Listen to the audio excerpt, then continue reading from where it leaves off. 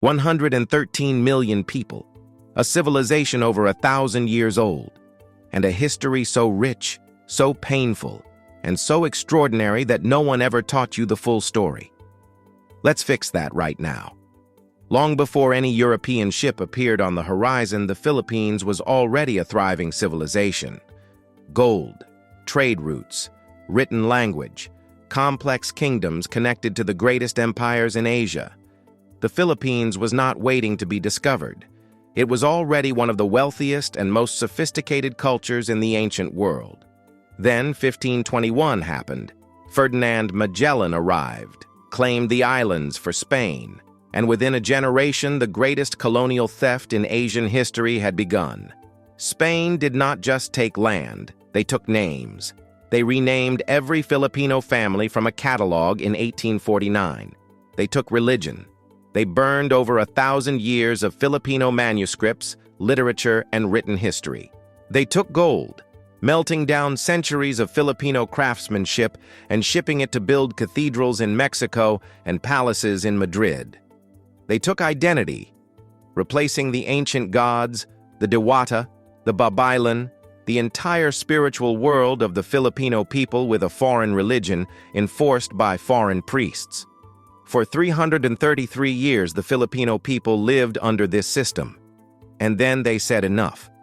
The Philippine Revolution of 1896 was not a sudden explosion. It had been building for generations. José Rizal wrote 2 novels that named the colonial system for what it was and got executed for it. Andres Bonifacio, a working-class hero from Tondo, formed the Katipunan in secret and launched an armed revolution with nothing but courage and the fury of a people who had been patient for 3 centuries too long. The revolution was winning. And then America arrived. Spain and America went to war in 1898. America won. And in the Treaty of Paris, signed by Spain and America without a single Filipino in the room, the Philippines was sold from one colonial power to another for $20 million. $20 million. That was the price America paid for an entire nation of people who had just fought and bled for their own freedom. The Filipino people refused to accept it.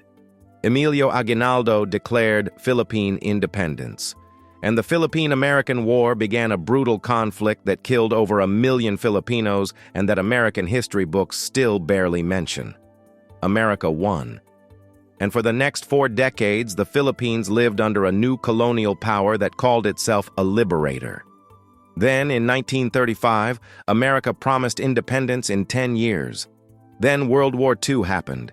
Japan invaded the Philippines in 1941, the fall of Bataan, the Bataan Death March, years of brutal occupation that cost hundreds of thousands of Filipino lives. Filipino and American soldiers fought side by side this time as genuine allies against a common enemy.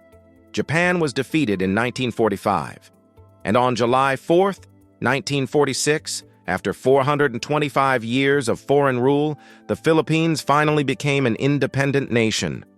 What followed was not easy. Rebuilding a country devastated by centuries of colonial extraction and years of war is not easy. Political instability, the Marcos dictatorship, martial law, people power, a democracy that has been tested over and over again by the weight of everything that came before it. But here is what has never changed through all of it. The Filipino people, 113 million of them, resilient, creative, proud, scattered across every corner of the world, and still carrying their culture, their language, their food, their mythology, their music, their faith, and their identity with them everywhere they go.